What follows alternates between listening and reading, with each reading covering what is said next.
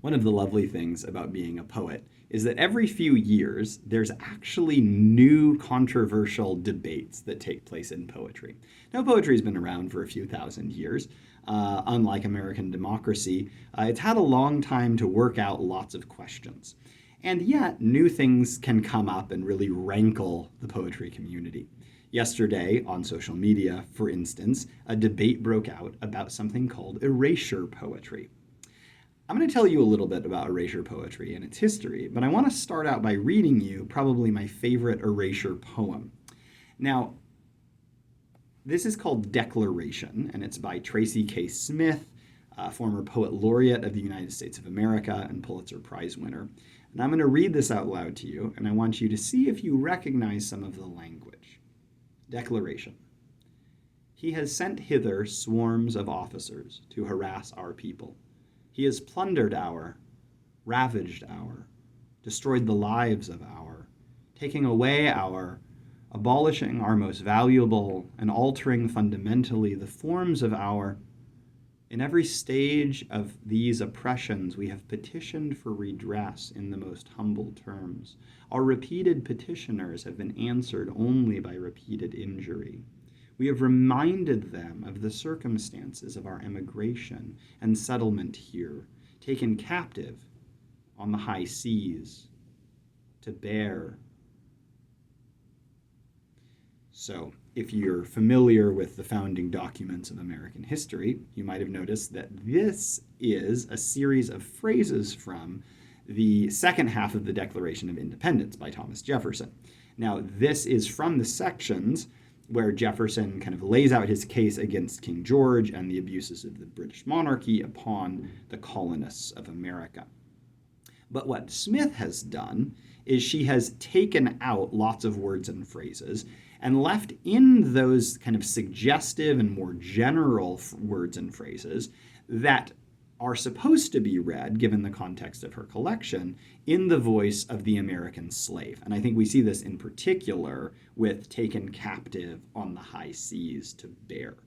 This is not American colonists on ships being commandeered by British military and forced to sail places or carry cargo that they don't want to. This is taken captive from Africa on the high seas of the Middle Passage between Africa and America to bear the burdens that the American slaveholders will make them bear. And so this is what erasure poetry can do. It is a creative activity wherein you take sections from a previously written work and usually make it say something not just different than what the original work said, but often commenting on, often critiquing or subverting the original piece. Now, this can be an exercise that can be done in a really kind of flippant, jokey way. I've seen erasure poems that mostly kind of mock the original poem.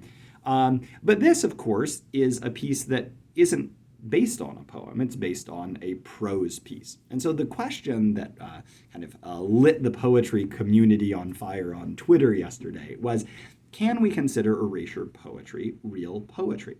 Now, this actually isn't a new question. In fact, this is a question that was faced in the late antique period. There was a period of time, especially in the 400s AD, where there was a popular form of literary art called the cento, spelled C-E-N-T-O. And what cento poets would do was they would take lines or half lines of other people's poetry and kind of remix them together so that they said new things. Now, this was often done with the works of Homer and Virgil. My favorite cento is called the Virgilian Cento De Laudibus Christi by Faltonia Patricia Proba. She lived in the mid to late 300s. She was a Roman noblewoman. And she took lines and half lines from the poems of Virgil, both the Aeneid, the Georgics, and the Eclogues, and she kind of remixed these lines and half lines in order to tell the story of Genesis, the creation of the world, according to the Old Testament, and then the story of Christ in the New Testament. But she only used lines and half lines of Virgil to do it. So, for instance, when Christ appears to the disciples after his resurrection, she uses the phrase, bearing his various wounds. Now, this is actually a phrase from Virgil when he's talking about Aeneas having a vision of Hector's ghost, Hector who has been killed by Achilles. Hector appears to Aeneas bearing his various wounds. But the killed Hector, showing the wounds that killed him, become reused as the resurrected Christ, showing the wounds that killed him. But of course, he's come back to life. And in fact, no less than St. Jerome himself, one of the earliest Christian writers to do literary criticism and give his literary estimations of early Christian literature, he kind of complains about cento poets. He doesn't mention Proba by name, but he talks about how, oh yeah, all these scribblers who are, wasting their time with centos.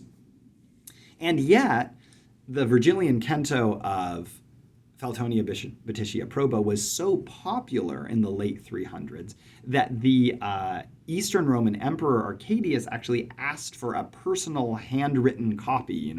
This is back before the printing press, so it would, the finest scribe in the empire would, do a calligraphy version of the Cento de Laudibus Christi so that Arcadius himself could hang out and read it at his leisure. So Jerome says, they're wasting their time. It's not worth reading. But the emperor himself is saying, I want my very own copy. So this is an ancient conversation, and I think part of the problem that both Jerome and our contemporary debaters have is that a cento, or an erasure poem, isn't exercising the verbal creative activity that most poetry at most times in most places have.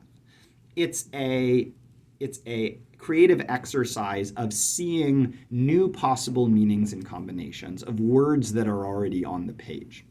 Whereas if you write a sonnet, or if you write a haiku, or if you write a free verse poem, say the Love Song of J. Alfred Prufrock, or Ash Wednesday, which we've talked about recently, this required the poet to create from their mind a poem, not just rearrange and re-edit. Now, rearranging and re-editing is a really important skill for any writer, poet, prose writer to have. If you are looking at a poem you yourself have written, often erasure is a path to elegance. Often we say too much in the first draft. We cut off the first 3 lines. We cut out, extraneous words and phrases to get to what's the best way, the most elegant way, sometimes even the most sparse and minimalist way to say this. And so to do an erasure poem, an erasure piece, is flexing that muscle. And yet there's so much more required of a writer who's going to write an original sonnet than someone who's going to make a cento, say, out of words and phrases from Shakespeare's sonnets. So I think that the creative activity of erasure is perfectly legitimate to practice in order to, maybe it's like shooting free throws or practicing scales. You're flexing one creative muscle that is useful in the composition of new literary art. And yet it always, I think, takes more and different and sometimes maybe a holistic approach to all of the capabilities of a writer to create a wholly new poem. I love ancient centos. Like I said, Faltonia Bititia Proba is a really important and I think subversive writer in the same way that Tracy K. Smith is using the words of the slaveholding Thomas Jefferson to cry out in the voice of the slave. Faltonia Bititia Proba was using the words of Virgil, who was a pagan who worshipped the Roman gods, in order to sing of Christ, who was often persecuted by the Roman authorities. Christians in her day sometimes were even told that they shouldn't be allowed to read or teach Virgil or Homer because they didn't believe what he said. And she was able to say, but look how Virgil is singing the praises of Christ. So it's something to think about, something to debate.